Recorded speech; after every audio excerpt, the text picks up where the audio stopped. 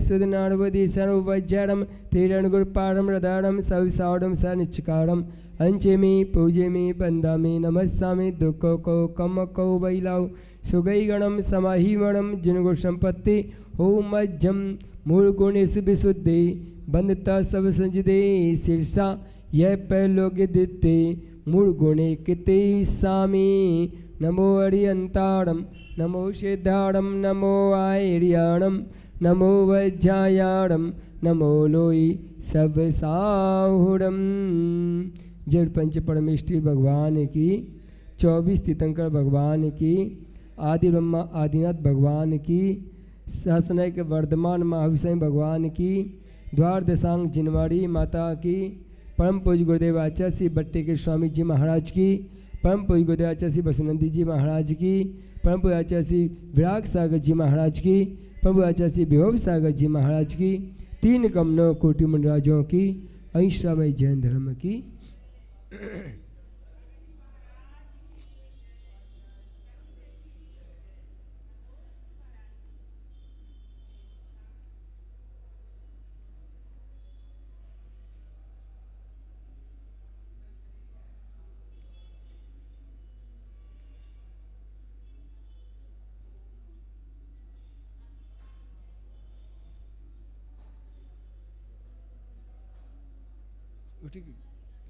कौन से क्या क्या हम जा रहे हैं?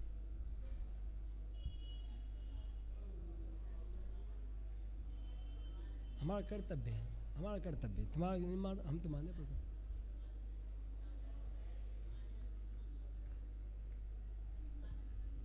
गाथा नंबर 156 59। गाथा नंबर 159 मूलाचार्य ग्रंथ आचार्य बट्टी के स्वामी जी महाराज। कल उन्होंने एक बात बतलाई थी कि वो आचार्य कैसा होना चाहिए, तो शिष्यों का संग्रह अनुग्रह करने में कुशल, सूत्र उसके अर्थ को विस्तार से कहने में निपुण, जिसकी कीर्ति प्रसिद्धि को प्राप्ति है, जो चारित्र्य क्रियाओं में तत्पर हैं और उपादेय वचन हितकारी वचन कहने वाला हो, ऐसा आचार्य ग्रहण करने योग्य है।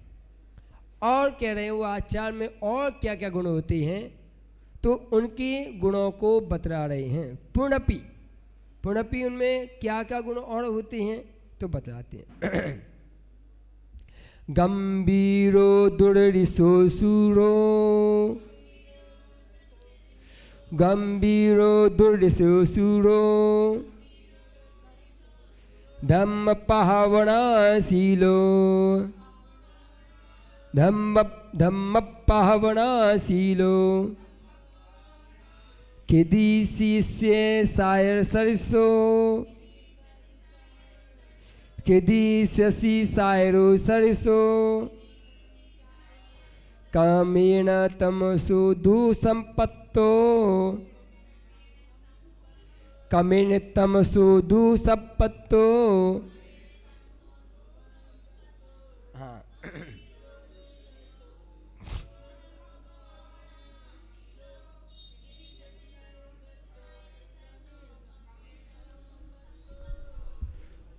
उन आचार्यों में जो गुण पहली गाथा में बतलाए थे, उसके अलावा और कौन कौन से गुण उन आचार्यों के अंदर रहते हैं तो बतलाते हैं। पहला गुण है गंभीर। आचार्य समुद्र के समान कैसे होती हैं? गंभीर होती हैं। छोटी छोटी बातों पर क्षोभ को प्राप्त नहीं होती, अक्षोभ्य होती हैं। कैसे होते हैं वो? अक्षोभ्य, गंभीर। कोई कुछ कह जाए, कोई कुछ सुना दे, तो उनके अंदर क्षोभ उत्पन्न नहीं होता है। सागर को लोग उल्टा सीधा बोलें तो क्षोभ को प्राप्त नहीं होता। आप देखना, जितने बड़े बड़े लोग बड़े पदों पे आसीन होते हैं, वो छोटी छोटी बातों पर क्षोभित नहीं होते। लोग नेताओं के पुतला जला देते हैं, गालियां बोल देते हैं, लेकिन नेता कभी क्षोभ को उत्पन्न नहीं होता। कि सामान्य व्यक्ति आप कुछ कहोगे ना तो वो लड़ने आ जाएगा। क्या लोग नेताओं के, प्रधानमंत्री के, मुख्यमंत्रियों के पुतला जला देते हैं, तो वो कुछ भी नहीं कहते, गंभीर रहते हैं। जो जितने ऊंचे पद पे होगा वो उतनी उसके अंदर गंभीरता बढ़ती चली जाएगी।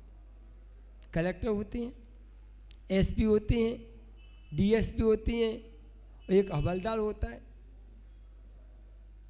हवलदार छोटी छोटी बातों में लड़ने बैठ जाएगा, लेकिन जो कलेक्टर लोग होते हैं वो जिलों की बातों को सुनते हैं, समझते हैं। नाना प्रकार के लोग नाना प्रकार की बातें करते हैं, लेकिन वो छो को प्राप्त नहीं होते। ऐसे गंभीर के समान हमारे आचार होते हैं, जो गंभीर होते हैं। समुद्र गंभीर होता है, ऐसी आचार सागर के समान गंभीर अक्षुभ प्रवृत्ति वाले होते हैं, वो क्षुभित नहीं होते।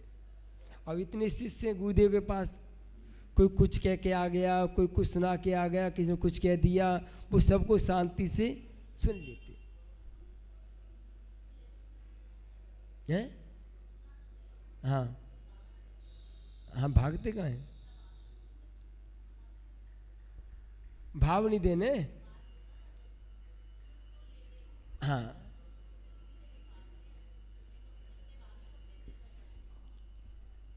ऐसा नहीं होता है। कभी कभार क्या होता है कि बच्चों को लैंप लगाने के लिए, जब बच्चा भोजन नहीं करता है ना, तो माँ बच्चे के पीछे रोटी का भागती है। जब तक समझ में नहीं आया है, बूढ़ा व्यक्ति के पीछे रोटी का भागना पड़ता है। हाँ हाँ, तो जो बूढ़े हो गए ना, उन्हीं के पीछे भागना पड़ता है। क्या है उनकी, जब तक समझ में नहीं आया है बात, तब तो दो दशा है, ये तो बूढ़ेपने की है, बालपने की है। समझ में आ गई है तो युवापन आता है जीवन में। जब तक समझ नहीं पाए हैं तब या तो बूढ़ा होगा समझ, या फिर बच्चा होगा। और कौन समझ लो, अगर नहीं समझिए तो फिर ठीक ना। तो यहाँ कह रहे हैं कि जो आचार होते हैं गंभीर होते हैं, कोई कुछ बातें कह के जाता है तो सुन लेती हैं। अगर कहने योग्य होती है, समझाने योग्य होती है, समझाते हैं, अन्यथा छोड़ देते हैं। मूर्खता नहीं है, अतिरिक्त गुण है गंभीरता। 40 मूर्खों में नहीं गंभीरता, ये अतिरिक्त है। संघ को चलाने के लिए, समाज में रहने के लिए, संघ को व्यवस्थित करने गंभीरता एक गुण है।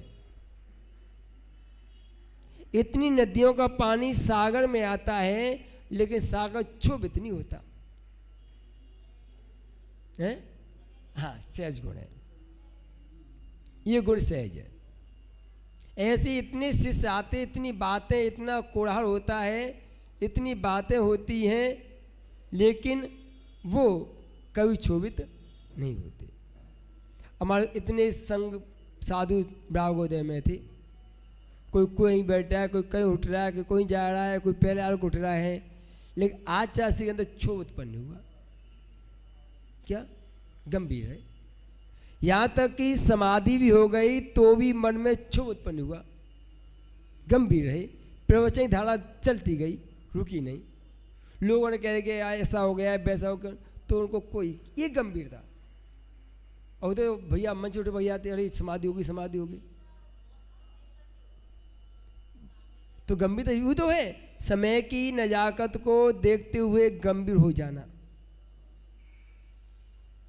समाज कैसी है, गंभीर हो जाओ।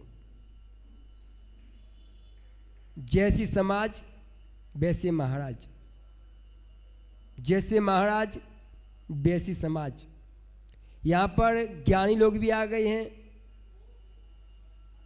यहाँ पर तंत्रवादी भी आ गए हैं, यहाँ पे मंत्रवादी भी आ गए हैं, यंत्रवादी भी आ गए हैं। जैसा साधु आता है समाज वैसी भी हो जाती है। क्या तुम कल पुड़िया बनाना बांट शुरू कर दो तो पुड़िया लेने आ जाएंगे। तुम कल माला देना दे दो तो माला लेने आ जाएंगे। तुम कल आध्यात्मिक बातें कर दो तो वो सुनने आ जाएंगे। तो ऐसे ही जैसी समाज होती है वैसी समय की नजाकत को देखते हुए साधु अपने अंदर गंभीरता पैदा कर लेते हैं।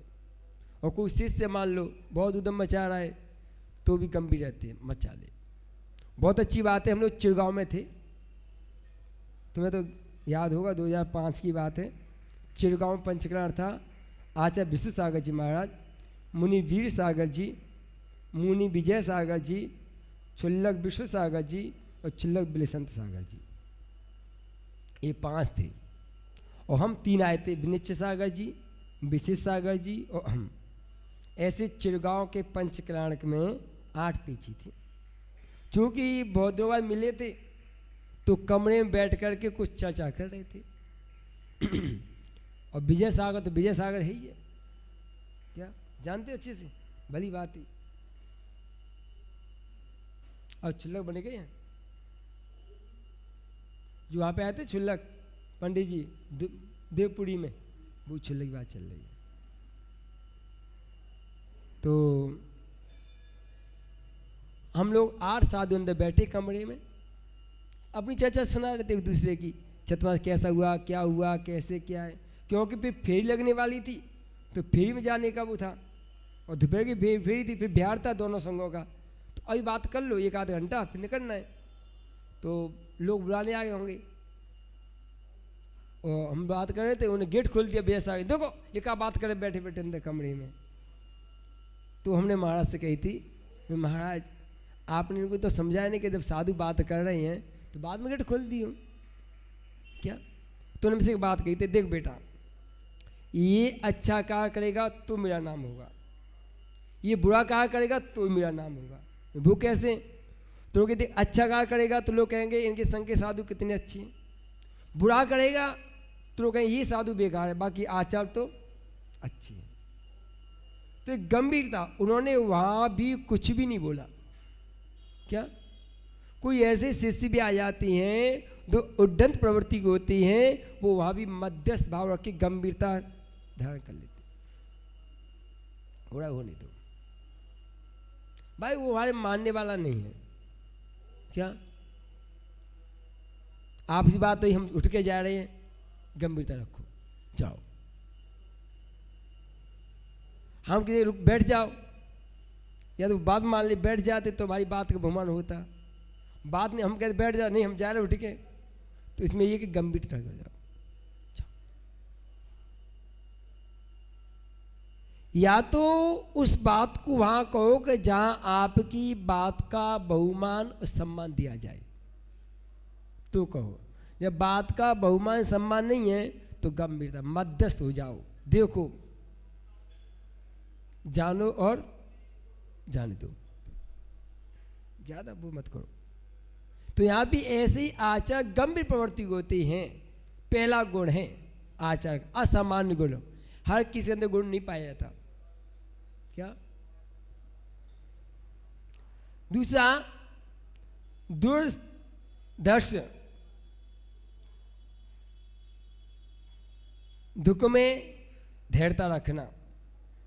क्या किसी ने आपका तिरस्कार कर दिया है, परवादियों के द्वारा, वैसे में दूरदर्शन जिनका तिरस्कार नहीं किया जा सकता, अपमान नहीं किया जा सकता, ऐसी स्थिति। इतना दूसरे वादी लोग होते हैं, प्रतिवादी लोग होते हैं, उनके द्वारा परभव या तिरस्कार नहीं किया जा सका, ऐसे दुर्दर्श वाले होने जाना। शौर्य, शूरता, वीरता, समर्थशाली, ये शौर्य कहलाते हैं। ये भी गुण है। हर वस्तु में समर्थ, हर वस्तु में शूरता, वीरता को प्राप्त, वो शौर्य कहलाते हैं। धम्म पावनाशीलो, धर्म की प्रभावना करने वाले। आचार्य कैसे होते हैं?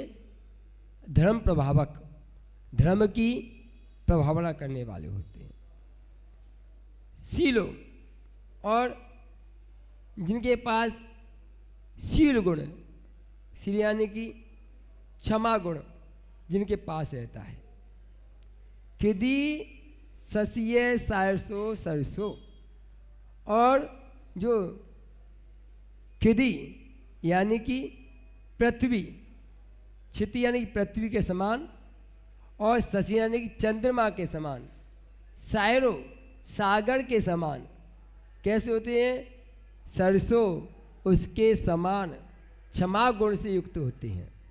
कैसे? जैसे पृथ्वी को कितना खोदो क्षमा रखती है। पृथ्वी पे आग लगाओ, खोदो, थूको, मल का विसर्जन करो, मूत्र का विसर्जन करो, गंदगी फैलाओ, पृथ्वी कुछ भी नहीं कहती। कह दिया कुछ कि तुमने गंदगी क्यों कर दी, मल क्यों कर दिया? कितने लोग पृथ्वी को मल का विसर्जन करते हैं, कितने लोग अग्नि जलाते हैं, कितने लोग खुदाई करते हैं, लेकिन इतनी क्षमा उसके अंदर होती है, कुछ भी नहीं कहते।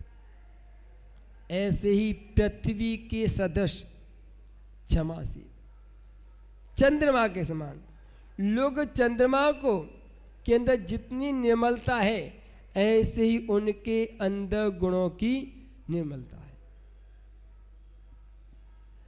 आप चंद्रमा पर मिट्टी फेंकोगे, चंद्रमा पर धूल फेंकोगे, चंद्रमा कुछ भी नहीं कहेगा,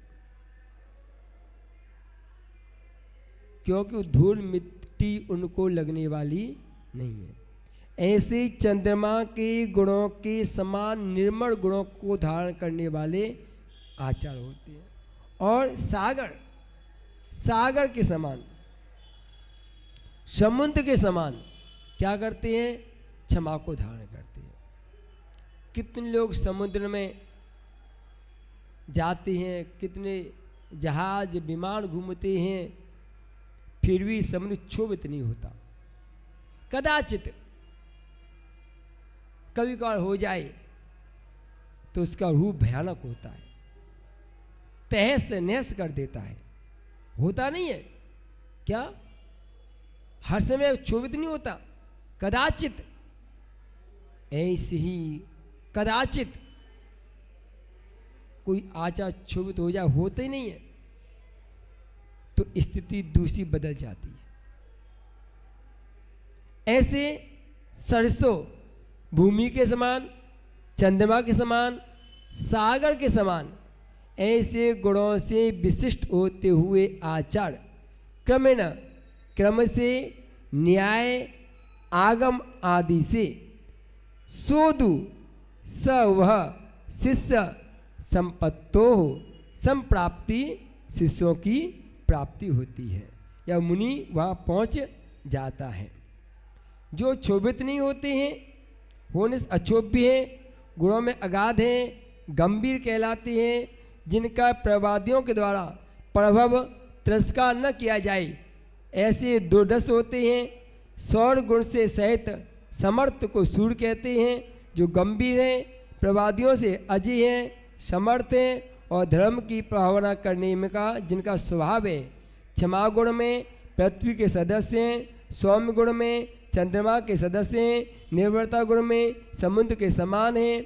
ऐसे इन गुणों से विशिष्ट आचार व मुनि आगम में कथित प्रकार से प्राप्त करता है, अर्थात उपयुक्त गुण समृद्ध आचार के पास मुनि पहुंच जाता है।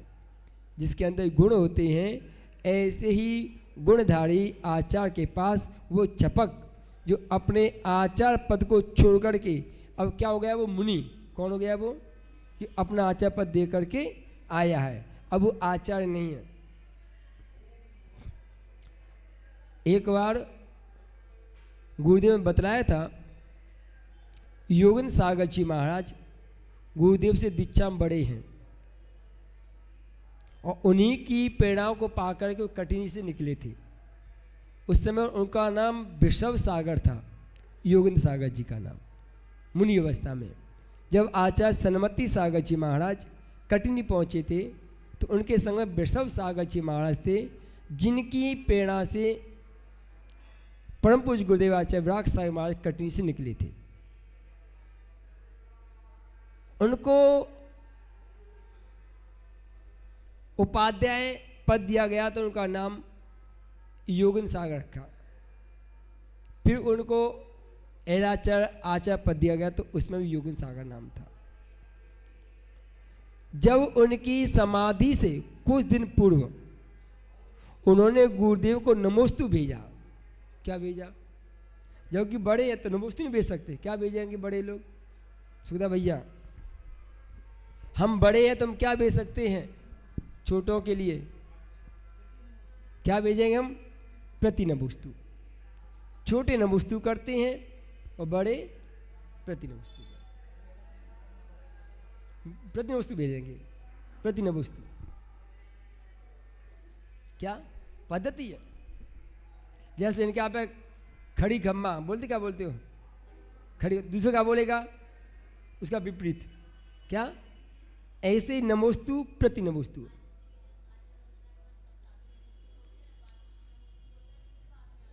वो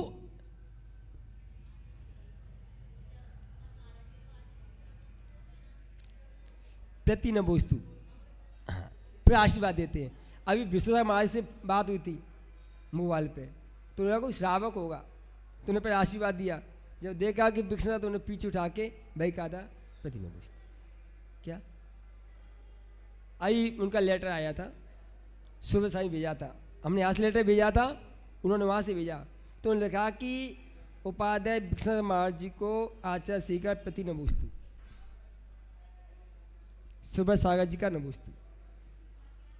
तो जो छोटे होते हैं वो क्या करते हैं? नमोस्तु। जो बड़े होते हैं क्या करते हैं? प्रति नमोस्तु। तो योगेंद्र सागर जी महाराज बड़े थे, आचार्य श्री छोटे थे, तो उन्होंने नमोस्तु भेजा। तो उन्होंने कहा नमोस्तु क्यों भेजा? वो तो हमसे बड़े हैं, प्रति नमोस्तु भेजना चाहिए था। जब उनको पता चला कि उन्होंने अपने आचार्य पद का त्याग कर दिया है, तो कौन बचे अब? वो मुनि। तो अब कैसे हो गए वो छोटे? तो क्या बोलेंगे वो? नमोस्तु। तो आचार्य को भेजे ना, तो क्या करेंगे भाई? अब ऐसे तो हमसे दीक्षा बहुत से मुनि बड़े हैं, अब उपाध्याय बड़े हमसे छोटे हो गए। अभी उत्तराखंड जब मिले थे तो बहुत से मुनि हमसे बड़े थे, लेकिन हम आचार्य से हाक उठते थे, पद की कर्मा है। वहां पे आचार्य पद का त्याग कर दिया, तो क्या बचे अब? वो मुनि। कौन बचे? अब मुनियों तो बड़े हैं लेकिन आचार्य से छोटे। तो उन्होंने नमोस्तु भेजा, प्रति नमोस्तु नहीं भेजा कि हमने आचार्य पद छोड़ दिया है, अब मुनि रह गई है, आप आचार्य हो, इसलिए आपको हम नमोस्तु कर रहे। तो यही है, वो का दिक्कत है। तो पहले कौन थे? हाँ, तो अब वो है, उनका दिक्कत है, जिच्छा बड़े हैं। तो इस प्रकार से मुनि जो छोटे होते हैं वो नमोस्तु करते हैं, और जो बड़े होते हैं वो प्रति नमोस्तु करते हैं। इस आगत मुनि के लिए आचार्य आदि क्या करते हैं सो बतलाते। अब मुनि आया है संघ में, अपने संघ को छोड़ करके, अपने पद को छोड़ करके मुनि बन के आया है, क्योंकि संलेखना न तो उपाध्याय पद में होती है, न एलाचार्य पद में होती है, न बालाचार्य पद में होती है, न आचार्य पद में होती है, न गणाचार्य पद में होती है, न सूर्य गच्छाचार्य पद में होती है। समाधि जब भी होगी वो मुनि पद में ही होगी। ये जितनी उपाधियां हैं, ये सब उपाधियां आपकी छूट जाएंगी। हाँ, उपाधियां वो संघ की व्यवस्था को है। जो गणनी आर्यिका है उनका गणनी पद भी छूट जाएगा। आर्यिका में समाधि होती है। हाँ, जहां से आए थे वापस में पहुंच जाओ। मुनि पद से बड़े थे और वापस में मुनि पद में। हाँ, बस। क्या? तो अब वो मुनि जो आए हैं उनके प्रति अब उस संघ के आचार्य का क्या कर्तव्य है, क्या करते हैं सो बतलाते हैं। आये सम ए जत्तम सहसा, आए सम ए जंतम सहसा, दट्टून संजदा सब्बे, दट्टून संजदा सब्बे, बच्छलान सह संगः, बच्छलान राना संगः,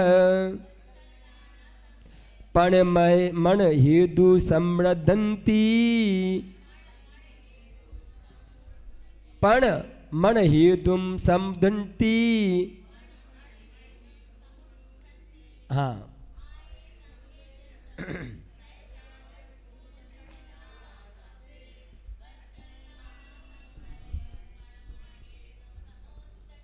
हाँ, आयसम, आगतम, आते हुए, किसको?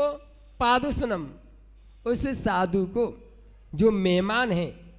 आयस प्रयास से जो साधु आए हुए हैं, विहार करते हुए आए हुए ऐसे साधु को, एजतम, आगस्तम, आते हुए, सहसा, सहज ही क्या करते हैं? दट्ठुन, दृष्टवा, देख करके, संजदा, संयता, सभ्य, सर्वेपि, समुदुन्ति, क्या? खड़े हो जाते हैं। ऊर्ध्वज्ञो वच्चर वात्सल्य निमित्तम आना सर्वज्ञ आज्ञा पालन कारणम संग्रह, यानी कि वात्सल्य से जिन देव की आज्ञा का पालन करते हुए वो क्या करते? साधु लोग तत्काल ही खड़े हो जाते हैं और क्या करते हैं? संग्रह, उनको अपने पास ले आते हैं, प्रणाम करने के लिए तत्काल खड़े हो जाते हैं। जैसे सुन लिया कि अमुक साधु आ रहे हैं संग में, और देख करके साधुजन तुरंत ही खड़े हो जाते हैं और उनके प्रति विनय भाव से नमस्कार करते हुए उनका क्या करते हैं? संग्रह, अपने संग में ले आते हैं। ये पता तो चल जाता है कि कौन से आचार्य संलिखना के लिए घूम रहे हैं। तो जैसे जैसे संघ के पास पहुंचते हैं, सूचना मिल जाती है, तो संघ का आचार्य अपने संघ में चर्चा कर लेते कि अमुक आचार्य अपने आचार्य पद को छोड़ करके संलिखना के लिए अपनी तरफ आ रहे हैं, तो आप लोग उन्हें लेने के लिए तैयार हैं। आयास पूर्वक पर संघ से प्रयास कर आते हुए आगंतुक मुनि को देखकर संघ के सभी मुनि उठकर खड़े हो जाते हैं। किस लिए? मुनि के प्रति वात्सल्य के लिए, सर्वज्ञ की आज्ञा पालन करने के लिए, आगंतुक साधु को अपनाने के लिए और उनको प्रणाम करने के लिए वो संयत तत्क्षण खड़े हो जाते। चार चीज़ें। पहला, वात्सल्य के लिए, वात्सल्य रखना चाहिए ना। अगर साधु से मिलने में हिचकिचाते हैं तो उनके अंदर वात्सल्य गुण समझ में नहीं आता। क्या? अब बहुत से लोग कहना है कि उनकी चर्या अच्छी नहीं है, उनकी क्रिया अच्छी नहीं है। देखी कब थी? कब देखी? कब मिले आप? सो आपने कह दिया उनकी चर्या अच्छी नहीं है, उनकी क्रिया अच्छी। आप मिले क्या उनसे? नहीं मिले ना, तो आपको कैसे पता? जब तक उनकी क्रिया चर्याओं को हम अपनी आंखों से स्वयं न देख लें, दूसरे की बातों में, दूसरे के कहे अनुसार अगर हम विश्वास कर लेते हैं और उन्हें लेने नहीं जाते हैं, तो आपके अंदर एक तो जिनेंद्रिय की आज्ञा का उल्लंघन करने का दोष, दूसरा सम्यक दर्शन अंगहीन वात्सल्य से रहित, तीसरा उस साधु को प्रणाम आप नहीं कर पा रहे हैं, ये तीसरा दोष।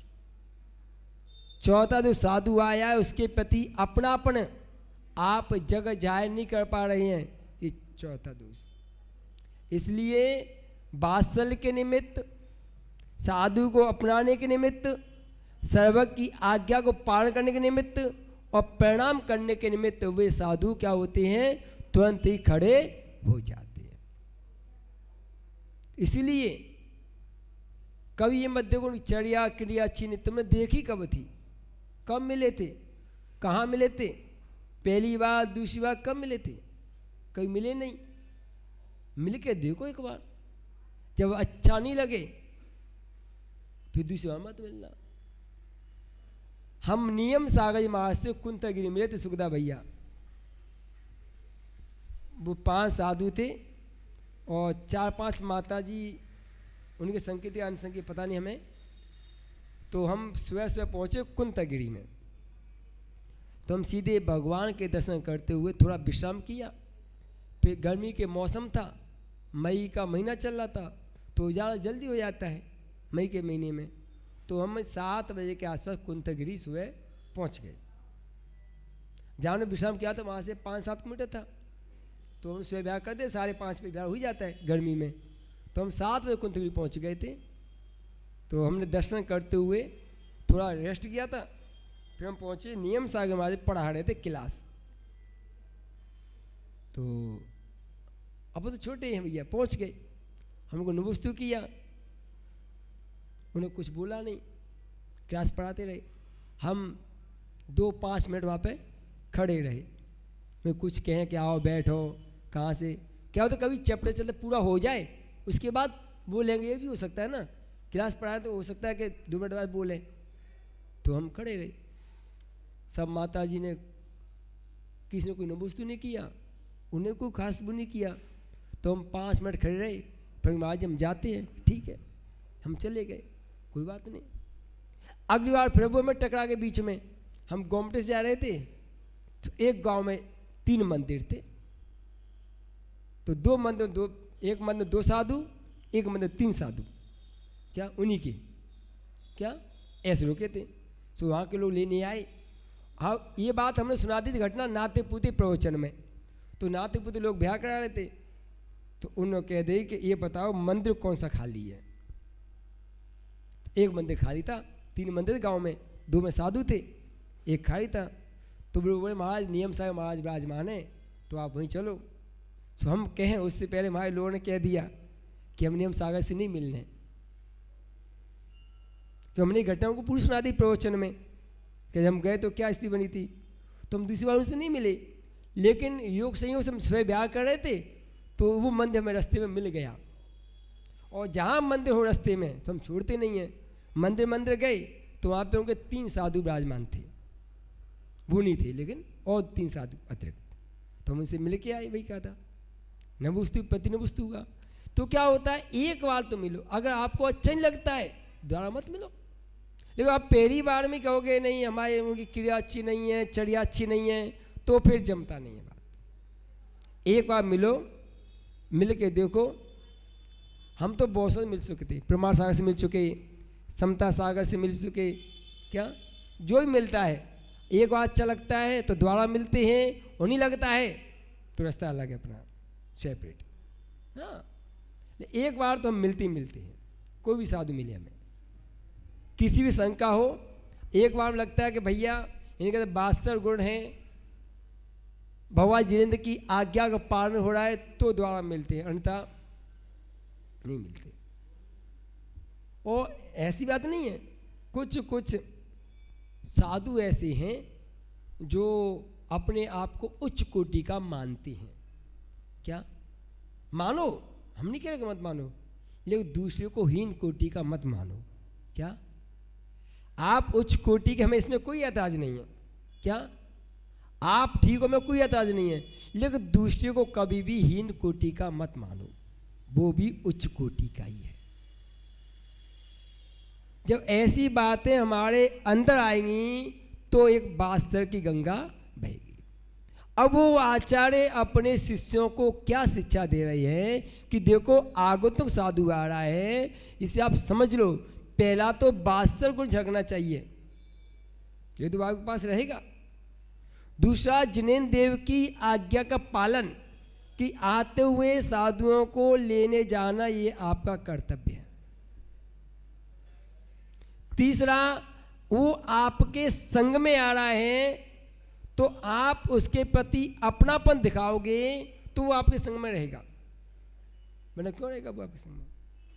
चौथा, आप अनंत के भेष को नमस्कार कर रही हो, अगर आप निर्गंत योगी को नमस्कार नहीं करती हो तो आप अनंत का सीधा सीधा अपमान करते हो। ये भेष मिला नहीं है, ये भेष किनका है, किनका है, अनंत भगवान का है। जैसे किसी राजा का पत्र लेकर के राजा का दूत आता है, अगर आपने राजा के दूत का अपमान कर दिया तो आपने किसका अपमान किया है, किसका किया है? और राजा के दूत का सम्मान कर दिया तो किसका सम्मान किया है? राजा का। ऐसे हम भगवान अनंत के दूत हैं, सेवक हैं। कौन है हम? कौन है हम?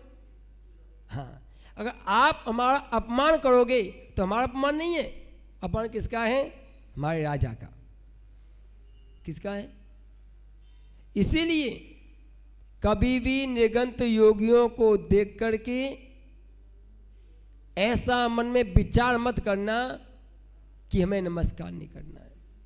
और आगे बता रहे हैं कितने कदम आगे जा कर के नमस्कार करें। ये देखो, अब संजय भैया तुम्हारी दुकान से हम निकलते रहते हैं, आते जाते रहते हैं। जब भी दृष्टिगोचर हो जाए तो कम से कम अपना आसन तो छोड़ देना चाहिए। कितने भी ग्राहक खड़े हों, कितने भी ग्राहक बैठे हों, आप आसन छोड़ोगे, आपको देख करके जितने ग्राहक हैं वो भी खड़े हो जाएंगे। क्या वो आप बैठे रहोगे तो सोचते हैं इनके साधु जाए तो खड़े ही नहीं हो रहे, हम क्यों खड़े हों? क्या? क्योंकि आपकी दुकान ऐसे मौके पे है कि साधुओं का आहार से आना, आहार को जाना, निहार को जाना या बंदना करने जाना तो दुकान के सामने से गुजरना होता है। जैसे अब इनकी दुकान इधर है तो इनकी दुकान से आना जाना होता है। तो कम से कम इतना तो नियम बना लें कि जब भी हमारी दृष्टिकोण में साधु आएंगे, कितने भी ग्राहक हों, कितनी भी भीड़ हो, जैसे हमें पता चल जाएगा हम अपना आसन छोड़ के हाथ जोड़ के खड़े हो जाएंगे। आप ऐसा करोगे तो जो ग्राहक होंगे, जो लोग बैठे होंगे, जो कर्मचारी होंगे आपकी दुकान के, वो भी साधु को सम्मान नमस्कार करेंगे। जब आप नहीं करोगे तो कर्मचारी कहेगा जब हमारा मालिक नहीं करता तो हम क्यों करें, हमें क्या गरज पड़ी भाई। इसीलिए आपके निमित्त से कितने लोग पुण्य का अर्जन कर रहे हैं। क्या? इसीलिए अब कितने कदम चल के नमस्कार करना चाहिए तो बतलाते हैं। पुनपि वास्तव साधु क्या करे, जो साधु ठहरे हुए हैं वो क्या करें बतलाते हैं। पचु गमनम किच्चा, पच्चु गमनम किच्चा, सतपदम अन्नमन्नम मनम च, सत्पदम अन्नमन्नम प्रणम च, पाहुन कर्णिक दे, पाहुन कर्णीय कदे, त्रियणम सपुचनम कुच्चा, त्रियणम सपुचनम कुज्जा।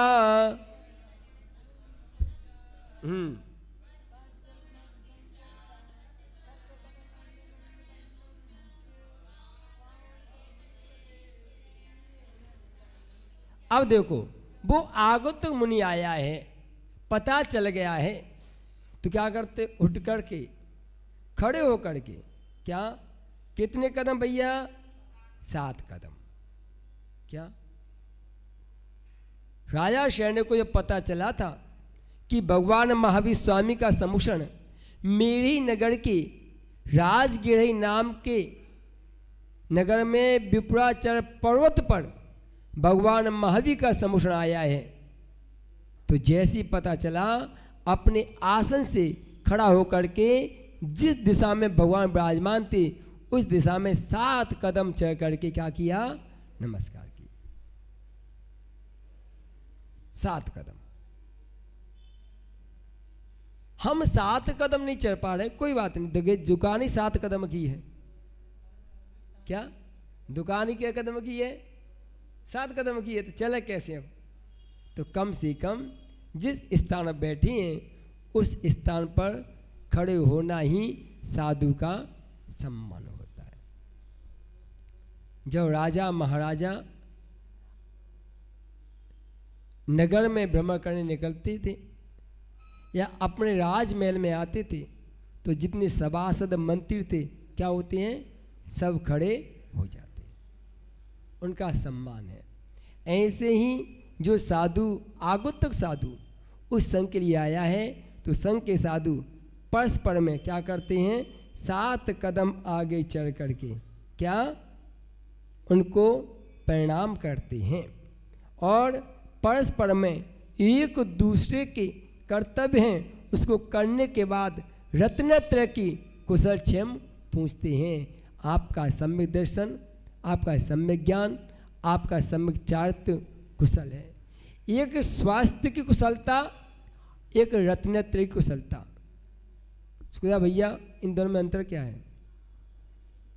स्वास्थ्य कैसा है, रत्नत्रय कैसा है, इन दोनों में अंतर क्या है?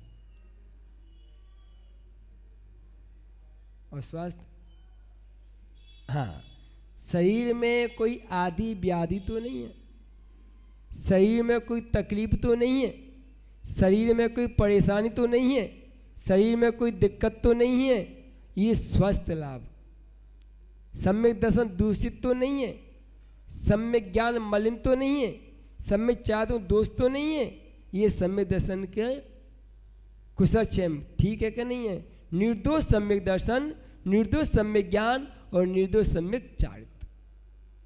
तो आपका रत्नत्रय कैसा है? निर्दोष कुशल है, कोई दिक्कत तो नहीं है। तो इस प्रकार से वो रत्नत्रय क्या करते हैं? कुशलता पूछती हैं, ऐसा प्रश्न वो करते हैं।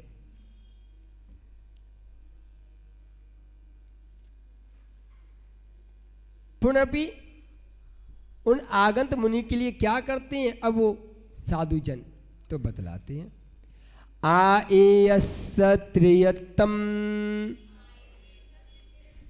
आएयस्त्रियत्तम नियमा संघाडो दुदायब्बो नियमा संघाधडो दुदायब्बो क्रिया संतारादिषु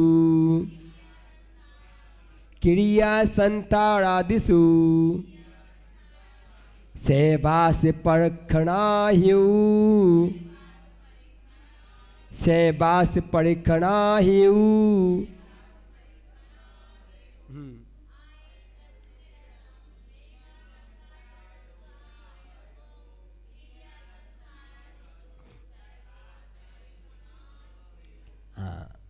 आगंतक जो आए हुए मुनि हैं, आगस्तम तृतीयम 3 रात्रि और 3 दिवस। कितना?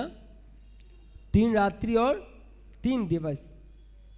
संगाढ़ो सहायता, दुयादब्बो दातव्य देना चाहिए।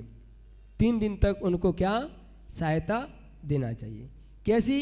क्रिया संतारादिषु, क्रियाओं में, संस्तर आदि में, सहवास तथा परीक्षा परखणाम, परीक्षा के लिए 3 दिन और 3 रात्रि नियम से उनको क्या देना चाहिए? सहायता, समय देना चाहिए। आप 3 दिन देखिए, अगर 3 दिन में आपको अच्छा नहीं लगता है तो आपका रास्ता अलग है, उनका रास्ता अलग। क्या आप 3 दिन तो मिलो, बैठो ना, आपको अच्छा लगे तो नमस्ते मत करना। 3 दिन तो भगवान जिनेंद्र की आज्ञा है, कैसा भी साधु आए आप 3 दिन तक तो उसको नमोस्तु प्रतिनमोस्तु करते रहो। क्या? हाँ, जब तुम मिलोगे नहीं, जुलोगे नहीं तो हमारी क्रियाएं, हमारा चारित्र आपकी समझ में कैसे आएगा? जब मिलोगे, बोलोगे, बैठोगे, उठोगे तो हमारी क्रियाएं आपके सामने होंगी, आपकी क्रियाएं हमारे सामने होंगी। एक पाय सागर जी महाराज, घटना 2006 की, 7 की मान लें, कोई दिक्कत नहीं है। तो वो अकेले थे, हम 2 साधु थे। तो गुडीरी गांव पड़ता है कर्नाटक में, तुमकुर से 12 किलोमीटर दूर। हम वहाँ गए तो वही विराजमान थे, वो लेने नहीं आए। तुम्हें कोई बात नहीं है, बड़े हैं, न लेने के लिए। हम भगवान के दर्शन करके उनके रूम में पहुंच गए। हमने नमोस्तु किया, पीछे उठा करके, भाई हम छोटे हैं आप बड़े हो, उन्होंने पीछे नहीं उठाई। तुम्हारे संग जो महाराज थे उन्होंने उनके हाथ में जो थी पीछे पकड़ के क्या प्रतिदिन वस्तु करो पहले, हमें क्या करो पहले, हाँ भाई हमने नमोस्तु क्या प्रतिदिन वस्तु करो पहले हमें, तो हाँ हाँ नवोस्तु है नवोस्तु है प्रति नवोस्तु, ऐसे ही कोई बात नहीं। उनसे बात करते रहे, जब हम थक गए थे तो थोड़ा विश्रांति करने चले गए थे। फिर लोग आए बोले महाराज शुद्धि कर लो, हमने कि बड़े महाराज से कहो पहले वो शुद्धि कर लें, हम शुद्धि कर लें, कि वो तो गए हार करने के लिए। हमारा मुंह सनक गया सुखदा भैया। सो कह रहे महाराज आप दोनों को चौका यहाँ पे है, उनको चौका दूर है। सो हमने कही महाराज से तुम जाओ ई में, हम जा रहे ऊ के में, क्या 1 किलोमीटर दूर था। सो हमने लगाई मुद्रा और सीधे दंडरात वही चले गए। लोग महाराज चौका है यहाँ पे, भाई मैंने कही चौका, वो हार कर रहे थे, पैसा आ गए, हम जाए खड़े हो गए। अब हो गए तो लोगों ने प्रणाम कर लिया, और कहा ऐसा नहीं प्रणाम नहीं करेंगे, हम तो जाके सीधे चौका मुद्रा खड़े हो गए। आओ स्वामी नवोस्तु नवोस्तु, हम आ गए। हमारे देखी विधि थी के पास आगे पास जाना है, काय की विधि, पहुँच गए। अब उनके चूँकि हमसे पहले गए थे वो कह के भी नहीं गए थे, तो उनके हार लमसम 50 से ज़्यादा % उनके हार हो चुके थे। जब हम पहुँचे थे तो समय तो लगेगा, हमारे 5 बच्चों पूजा हुई तो समय लगा, चूँकि मकान मंदिर से 2 गुण दूर था, तो वो फिर बैठ गए। वो हमारे आहार देखते रहे, हम आराम से करते रहे, क्या करते रहे, तो उन्हें पूरा हार देखा हमारा। फिर हम साथ में आए। सो बोले महाराज हम नवोस्तु तो करते हैं, लेकिन हमें कुछ दिखाई देते नहीं है। मैंने आप देखोगे सो दिखाई देंगे। फिर दूसरे दिन प्रभाव ये पड़ा कि तीनों साधु एक ही चौके में एक साथ आहार करने गए। तुम एक बार मिलो तो सही, क्या अगर वो नहीं मिलते, क्या मालूम उनके चौके में नहीं जाते तो कल भी स्थिति बनती, क्या जब उन्होंने भाई चिड़िया देखी, चिड़िया देखी, फिर स्वाध्याय किया दोपहर का, तो अगले दिन का परिणाम ये निकला कि तीनों साधु एक ही चौके में एक साथ आहार करने गए। आप मिलो तो सही, बैठो सही, बातें तो करो, तो आपको पता चलेगा कि उनकी क्रिया कैसी है। और अच्छी नहीं लगे तो दूसरे मत जाना भैया, क्या दिक्कत है। 3 दिन का तो समय दो कम से कम, क्या जो आगम कह रहा है वो तो करो। अगर तुम आगम की बात नहीं मानती हो, 3 दिन का समय नहीं देती हो, तो फिर आप समझ लो। तो इसलिए कभी ये नहीं कि उनकी चर्या क्रिया में पसंद नहीं है, तो मिले कब थे उनसे बताओ, पहले से पसंद नहीं है। अब हम यहाँ कमरे बैठे हैं, हम क्या कर रहे हैं क्या नहीं कर रहे हैं, अन्य साधु कैसे पता, श्रावक को नहीं पता कि हम दिन भर क्या करते बैठे बैठे। कोई श्रावक आता ही नहीं है। संजय भैया हम क्या करते दिन भर बैठे बैठे बताओ कमरे में, तो कोई देखने आए हमें हैं? तो तुम्हें कैसे पता क्रिया चर्या के बारे में। तुमसे कोई पूछेगा महाराज क्या करते, तो आप ये बोलो कि 9 बजे स्वाध्याय करते थे, प्रवचन करते थे, 10:30 पे हार करने जाते थे, बस ये तो पता में, बाकी दिन में क्या करते नहीं मालूम। तो आपको साधु की क्रिया चर्याओं के बारे में पता कैसे चलेगा कि उनकी निर्दोष है कि सदोष है। इसके लिए आपको उनके साथ रहना पड़ेगा। क्या कितने स्वाध्याय कर रहे हैं, शाम का स्वाध्याय करते कि नहीं करते, रात का स्वाध्याय करते नहीं करते, अपरात स्वाध्याय करते नहीं करते। इसके लिए आपको उनके पास रहना पड़ेगा, समय देना पड़ेगा, तो पता चलेगा। ऐसे ही उन साधुओं को 3 रात्रि और 3 दिन का समय दिया जाता है, क्रियाओं में, संस्त्र आदि में, सहवास करने में, परीक्षा करने में। वो चटाई कैसे बिछा रहे हैं, मार्जन कर रहे कि नहीं कर रही है, पार्टी का मार्जन किया कि नहीं किया, जब वो अपने आसन पर बैठ रहे हैं तो आसन का मार्जन किया कि नहीं किया, चटाई जब बिछाई तो मार्जन किया कि नहीं किया, ये तो दिखना पड़ेगा। कमंडल उठाया तो मार्जन किया कि नहीं किया। ये कब देखोगे, जब तुम उनके साथ रहोगे। स्वाध्याय, वंदना, प्रतिक्रमण आदि क्रियाएं सैनीय प्रदेश में भूमि, शिला, पाटे या तृण को बिछाना तो संस्तर है। तथा आदि शब्द से आहार ग्रहण, मल मूत्र विसर्जन आदि में 6 आवश्यक क्रियाओं में स्वाध्याय करने के समय में उनके साथ एक स्थान पर रह करके उन सभी में परीक्षा करने के लिए अतः सम्यक दर्शन, सम्यक ज्ञान, सम्यक चात आदि की परीक्षा के लिए आगंतुक मुनियों को नियम से 3 रात्रि पर्यंत स्थान देना ही चाहिए। ही बीवी नहीं है, ही एकांत देना ही चाहिए। देना भी नहीं कि दे सकते नहीं दे सकते, देना ही चाहिए। नहीं देते हो तो फिर आप भगवान जिनेंद्र की आज्ञा का उल्लंघन करते हो। तो इसलिए हमें 3 दिन तक उन साधुओं को जो आए हैं, जिनसे मिले हैं, उनको 3 दिन का समय देना चाहिए। उनके साथ बैठना, उठना, स्वाध्याय आदि करना, ऐसी क्रियाओं को संपन्न करना, जिससे कि हमें उनकी क्रियाओं के बारे में पता चले। बाकी बातें कल करेंगी। अतः पौराणिक स्वाध्याय निष्ठापन क्रियाणम पूर्वाचरणम सकर्कम छार्थम भा पूजा वंदन स्तम समेतम श्री श्रुत भक्ति काव्यकरोमियम।